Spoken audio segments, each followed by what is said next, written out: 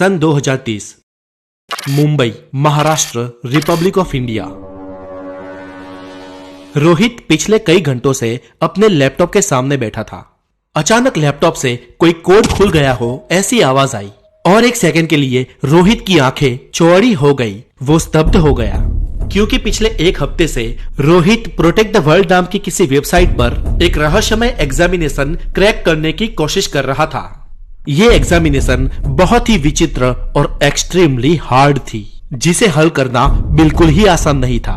लेकिन लगातार 7 दिन की मेहनत के बाद रोहित ने आज ये कर दिखाया था।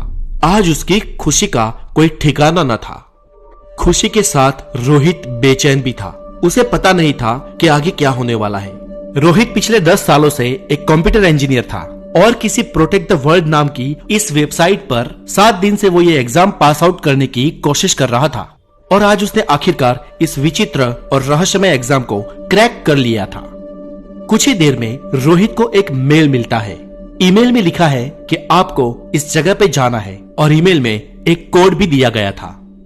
रोहित मन ही मन डर रहा था, लेकिन उसे कहीं ना कहीं ये लगता था कि प्रोटेक्ट द वर्ल्ड नाम की ऑर्गेनाइजेशन चलाने वाले ये लोग कहीं ना कहीं अच्छे लोग हैं। इसलिए वो उस जगह पर गया और मिस्टर शाह कहे जाने वाले एक शख्स से मिला। उसने ईमेल पे मिला वो कोड दिया और ये कोड देखकर मिस्टर शाह ने रोहित के सामने एक प्रस्ताव रखा कि आपको आगे अमेरिका जाना है। रोहित ने पूछा कि इस एग्जामिनेशन क्रैक करने के बाद आगे क्या करना है, मुझे कुछ भी नहीं मालूम, लेकिन क्या आप जानते हैं कि यूएस जाके मुझे आखिर करना क्या है?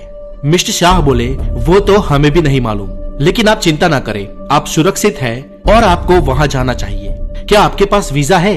रोहित बोला, जी हाँ, मेरे पास यूएस का B2 मल्टीपल एंट्री वीजा है। रोहित की फैमिली एमपी में रहती थी, इसलिए रोहित ने फोन पे बता दिया कि वो किसी काम से यूएस जा रहा है और कुछ तैयारियां करने के बाद 15 दिन में रोहित अमेरिका पहुंच गया। एयर टिकट्स और रोहित के अमेरिका का सारा खर्चा प्रोटेक्ट द वर्ल्ड नाम की कंपनी के माथे था। ह्यूस्टन के जॉर्ज बुश एयरपोर्ट पे उतरते ही मिस्टर शाह ने कहे अनुसार रोहित को एक कार लेने के लिए आई। रोहित उस कार में बैठ गया और ह्यूस्टन के डाउनटाउन एरिया में एक बहुमंजिला इमारत वाली आलीशान होटल में पहुंच गया। वहां जाकर ड्राइवर ने उसे उसका रूम दिखाया और कहा कि आपको 2 दिन यहाँ पर रहना है, तब तक आप फ्रेश हो जाओगे और जेटलैग से भी बाहर निकल जाओगे और आपको कोई काम हो तो इस नंबर पे कॉल करना है। रोहित ने हामी भरी, वो नंबर लिया और वो उस रूम में अपना सामान रख के रहने लगा। 2 दिन बाद रोहित के रूम में एक व्यक्ति आया। रोहित को कहा कि सर, आपको मेरे साथ चलना है, मैं आपको लेने के लिए आया हूँ। रोहित ने कहा, जी हाँ, मैं तैयार हूँ। कुछ 15 मिनट बाद रोहित वहां से निकला और ह्यूस्टन के नासा स्पेस सेंटर में पहुंचा। वहां पहुंचते ही विजिटिंग एरिया की बिल्डिंग के पीछे जहां एक ग्रेवयार्ड है, जहां पर नासा के अब तक के स्पेस में मरे एस्ट्रोनॉट्स की कब्रें हैं, उसके पीछे की एक खुफिया जगह में रोहित को ले जाया गया और एक छोटे से कमरे के भीतर एक डीप बंकर बनी थी। उस बंकर में रोहित एंटर हुआ। अंदर जाते ही रोहित स्तब्ध हो गया। नजारे बहुत ही आलीशान थे। ऐसी टेक्नोलॉजी और ऐसा स्पेस सेंटर आज तक रोहित ने देखा ही नहीं था। रोहित को एक रूम में ले जाया गया और वहां उसकी मुलाकात हुई बिल थॉमस से। बिल एंथुसियास्टिकली रोहित के पास आए, हाथ आगे किया और कहा, welcome to NASA Rohit. Rohit ने कहा कि लेकिन मुझे नासा क्यों लाया गया है? मैं तो प्रोटेक्ट द वर्ल्ड नाम की एक ऑर्गेनाइजेशन से जुड़ा था। बिल बोले, प्रोटेक्ट द वर्ल्ड नासा का ही एक भाग है। रोहित को कुछ कुछ समझ में आ रहा था। बिल ने कहा, प्लीज कम, और उसके बाद रोहित को एक और कमरे में ले जाया गया जहां पर पहले से ही एक लड़का और एक लड़की बैठे थे। लड़के का नाम था क्रिश्चियन, जो अमेरिका से ही था, और लड़की का नाम था जेनिफर, जो यूके से आई थी। बिल ने कहा, रोहित, ये क्रिश्चियन और जेनिफर है और इन दोनों ने तुम्हारी ही तरह उस एग्जाम को क्रैक किया है।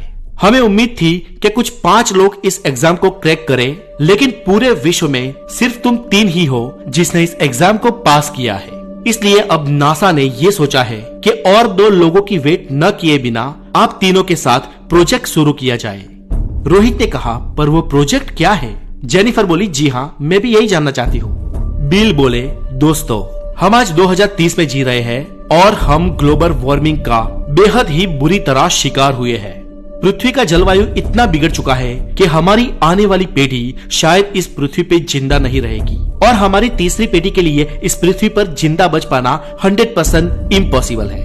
और हमारी पिछली पीढ़ियों ने इसके ऊपर कोई ठोस कदम भी नहीं उठाए। पृथ्वी के वातावरण को बिगड़ता देखते हुए भी उन्होंने कोई डिसीजन नहीं लिया। इसलिए आज हम इस हालात का सामना कर रहे हैं। आज हम सब जानते हैं कि हम लोग बाहरी वातावरण में ज्यादातर जगह पर मास्क के बिना घूम भी नहीं सकते और आने वाले 50 साल तो और ज्यादा खराब होने वाले हैं और हम इसे रोक नहीं सकते हैं। प्रिकॉशन का समय अब जा चुका है। इसलिए दोस्तों, नासा ने अभी सोचा है कि हम में से कुछ इंसान भूतकाल में जाए और पास्ट को कुछ हद तक बदल दे ताकि हमारा वर्तमान बदल सके। तभी क्रिश्चियन ने कहा कि हाउ इज इट पॉसिबल, हम भूतकाल में कैसे जा सकते हैं? पास्ट में टाइम ट्रैवल करना इट इज इम्पॉसिबल। तभी मिस्टर बिल बोले, हम इस टेक्नोलॉजी पे सालों से काम कर रहे हैं और सीक्रेटली आज नासा और अमेरिकन फेडरल गवर्नमेंट ही ये जानते हैं कि हम लोग पास्ट में टाइम ट्रैवल कर सकते हैं। दरअसल हम 5 लोगों को पास्ट में भेजने वाले थे, लेकिन हमें आप 3 लोग ही मिल पाए जो नासा की उस एग्जाम को क्रैक करके यहाँ तक पहुँचे हैं। तब रोहित ने कहा कि सर हम ही क्यों, नासा ने ये काम अपने यहाँ काम करने वाले और पुराने ट्रेंड एम्प्लॉइज को क्यों नहीं दिया? मिस्टर बिल बोले, रोहित, नासा ये काम अपने एम्प्लॉइज को भी दे सकती थी, लेकिन वो लोग और मैं खुद भी, हम लोग नासा के वेल ट्रेंड एम्प्लॉइज हैं। लेकिन तुम तीनों ने ये एग्जाम क्रैक करके जो कर दिखाया है वो दुनिया के सबसे बुद्धिजीवी इंसान ही कर सकते थे। इसलिए तुम्हें तुम्हारी खुद की अपनी बुद्धि के द्वारा चुना गया है और तुम्हें अपनी सूझबूझ से भूतकाल में जाके नासा का प्रोजेक्ट खत्म करके बस वापस आना है। ये सुनकर रोहित को मन ही मन गर्व हो रहा था। बिल ने बात आगे बढ़ाते हुए कहा कि आप तीनों को कुछ सीड बॉल्स दिए जाएंगे, जिसमें खास प्रकार के लेकिन बहुत ही डेडिकेट बॉल्स में कुछ दुर्लभ वनस्पतियों के सीड्स होंगे और इन सीड्स बॉलों को आपको भूतकाल में जाके अमेज़न के जंगलों में, सहरा के रन में और थर के रन में 3-3 फीट के गड्ढे करके बस रख देना है। ये बॉल की बेसिक सीड्स फ्यूचर के लिए इतनी ज्यादा वनस्पति का उत्पादन करेगी कि अब तक हमने जितने जंगल काटे हैं उससे कई ज्यादा हमें विरासत में मिलेंगे और हमें कुछ 200-300 सालों का और एक्सटेंशन मिल जाएगा। और इस एक्सटेंशन के टाइम पीरियड में हमें हमारी पृथ्वी को सेव करने का समय मिल जाएगा। आपको एक टाइम मशीन में बैठाया जाएगा और आपको भूतकाल में 1 लाख साल पीछे जाके इस प्रोजेक्ट को खत्म करके वापस आना है। याद रहे कि सालों की अथाग मेहनत के बाद हमारे पास ये एक ही टाइम मशीन है और ये सिर्फ 5 लोगों के लिए ही बनी है और आपको 30 दिन के अंदर अपना काम करके वापस आ जाना है। और दोस्तों, खास बात ये कि हमने सब कुछ चेक किया है, एवरीथिंग इज लुकिंग सेफ, लेकिन ऐसा पहले कभी नहीं हुआ। आप तीनों पहले इंसान हो जो भूतकाल में जाओगे, इसलिए जान का खतरा तो बना ही रहेगा। अगर आप चाहो तो एक दिन सोच सकते हो और फिर अपना डिसीजन हमें बता सकते हो। बिल की ये बातें सुनकर रोहित, जेनिफर और क्रिश्चियन तीनों लोग एक दूसरे का मुंह देख रहे थे। बात खत्म होते ही तीनों लोगों ने चर्चा की, इसलिए तीनों एक बात पे अग्री हुए कि वो टाइम ट्रैवल करेंगे और भूतकाल में जाके नासा का प्रोजेक्ट खत्म करके आएंगे। दूसरे दिन तीनों बिल से मिलते हैं। बिल को कहते हैं कि जी हाँ, हम जाने के लिए तैयार हैं। उसके बाद तीनों को कुछ 1 महीने की प्रोफेशनल ट्रेनिंग दी जाती है और 1 महीने बाद उन तीनों के पास्ट में जाने का समय आ जाता है। जाने से पहले बिल उन्हें एक खास मशवरा देते हैं कि आपको वहाँ पर जो सिखाया है वही करना है और किसी भी स्पीसीज को या जीव को परेशान नहीं करना है और मारना तो बिल्कुल ही नहीं है, क्योंकि पता नहीं वो स्पीसीज उनके फ्यूचर के लिए कितनी इंपॉर्टेंस हो, जिसके कारण हमारे वर्तमान में बहुत बड़ा अंतर पड़ सकता है। तीनों ने कहा जी सर, ऐसा ही होगा और वो तीनों एक टाइम मशीन के अंदर जाते हैं और ट्रेनिंग की सीख के अनुसार जेनिफर मशीन में टाइम सेट करती है। आज से पूरे 1 लाख साल पहले का टाइमिंग का काउंटडाउन शुरू होता है। 10, 9, 8, 7, 6, 5, 4, 3, 2, 1, 0 और मशीन के सामने एक सफेद रोशनी छा जाती है और कुछ ही समय बाद वो लोग भूतकाल में होते हैं। तीनों के मशीन के कांच के सामने कुछ खूबसूरत वादियां दिखाई देती है। तीनों अमेज़न के जंगल में होते हैं और कुछ देर बाद मशीन से बाहर निकलते हैं। बाहर निकलते ही नजारा मंत्रमुग्ध कर देने वाला होता है। कुछ विचित्र टाइप के कीटक और कुछ रेयर स्पीसीज की वनस्पति दिखती है। रोहित कहता है कि चलो अब हम जल्दी जल्दी अपने अपने काम में जुड़ जाते हैं। तब क्रिश्चियन कहता है कि यहाँ पर अमेज़न जंगल में तो ऑलरेडी ही बहुत सारी वनस्पति है, तो हमें और वनस्पति के लिए सीड्स क्यों डालने हैं? रोहित कहता है कि जो हमें काम दिया गया है, जो हमें ट्रेनिंग दी गई है, बस हमें उतना काम करना है और वापस पहुंच जाना है और कुछ नहीं। नासा वालों ने हमें यहाँ कुछ सोच के ही भेजा होगा ना। तीनों लोग तीनों अलग अलग रास्ते पे चले जाते हैं और उनके साथ जो बॉल्स थे वो 3-3 फीट के गड्ढे करके उसमें लगा देते हैं। कुछ 10 दिन की मेहनत के बाद तीनों वापस अपने टाइम मशीन की ओर लौटते हैं और तीनों डेजर्ट ऑफ थर की ओर रवाना होते हैं और वहां पर भी 10 दिन देते हैं, सीड्स डालते हैं और फिर टाइम मशीन में वो अपने अंतिम पड़ाव सहरा के रन की ओर जाते हैं। कुछ ही समय बाद वो सहरा के रन में होते हैं। चारों ओर रेगिस्तान और कुछ नहीं, बस भट्टी की तरह रेत के टीले तप रहे होते हैं। पिछले 20 दिन में उन्होंने बहुत ही अच्छा काम किया था। दुनिया के 2 बड़े हिस्से में वो सीड्स बोके आए थे और अब उनके काम का ये आखिरी चरण था और उनके पास इसके लिए 10 दिन बचे थे। तीनों 3 अलग अलग दिशा की ओर जाते हैं और अपना काम शुरू कर लेते हैं और 10 दिन बीत जाते हैं। 10 दिन के बाद तय किए अनुसार रोहित और जेनिफर टाइम मशीन के पास मिलते हैं, लेकिन अभी भी यहाँ पर क्रिश्चियन नहीं पहुंचा था। बहुत देर हो जाती है लेकिन अभी भी क्रिश्चियन का कोई अता पता नहीं है। रोहित ने क्रिश्चियन के जीपीएस को ट्रैक करने की बहुत कोशिश की, उसके लोकेशन का पता भी लगाने की कोशिश की, लेकिन कुछ भी हाथ नहीं आ रहा था। अब जाने का वक्त बहुत ही नजदीक था। जेनिफर ने कहा कि रोहित हमें अब वापस जाना चाहिए क्योंकि वापस जाने में हमारा टाइम हो रहा है और अगर टाइमिंग में गड़बड़ हो गई तो कुछ भी हो सकता है। रोहित बोला प्लीज जेनिफर थोड़ी और वेट कर लेते हैं। उन्होंने 2 घंटे और वेट की लेकिन क्रिश्चियन का अभी भी कोई नामो निशान नहीं था। जेनिफर ने कहा रोहित अब हमें चलना चाहिए, शायद हम में से कोई खो गया हो और क्रिश्चियन आज यहाँ होता तो वो भी यही करता जो हम अब करने जा रहे हैं। रोहित और जेनिफर उदास मन से मशीन में एंटर हुए। उन्होंने वापस वर्तमान में आने का टाइम सेट किया। टाइमिंग शुरू हुआ 10, 9, 8, 7, 6 और तभी अचानक उनके कांच के आगे कोई थपाक से धब्बा लगाया। रोहित ने अचानक टाइमिंग रोक दी और कांच खोला तो वहां पर क्रिश्चियन था। रोहित और जेनिफर बहुत ही खुश थे। क्रिश्चियन बहुत ही थका हारा लग रहा था।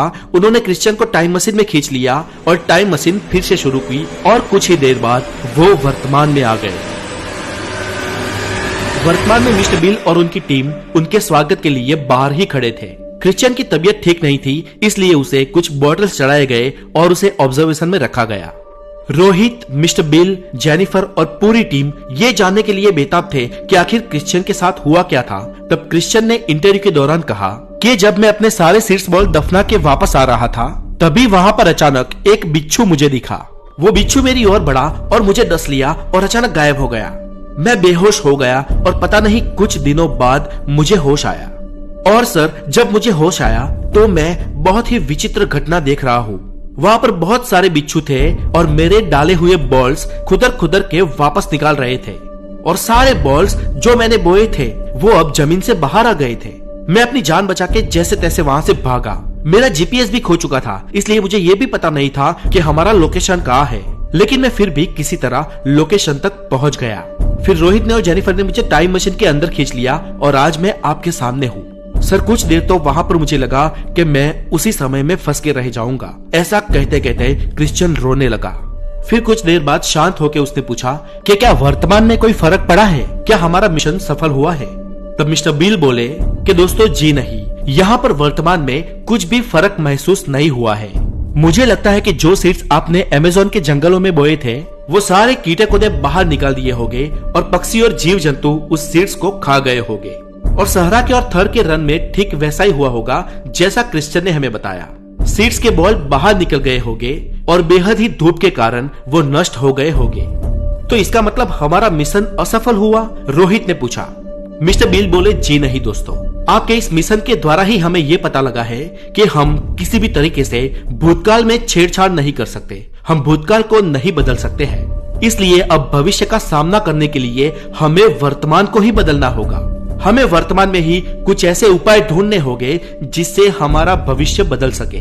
और मैं राष्ट्रपति जी से ये गुजारिश करूंगा कि आप तीनों को अवार्ड दे और आप तीनों को नासा में परमानेंट जॉब के लिए मैं रखता हूँ। तो ऐसे ही साइंस फिक्शन और नॉलेजेबल वीडियोस के साथ फिर मुलाकात होगी। अगर आप नए हैं तो द नॉलेज को जरूर सब्सक्राइब करें। अपना बहुत सारा ध्यान रखें। Take care.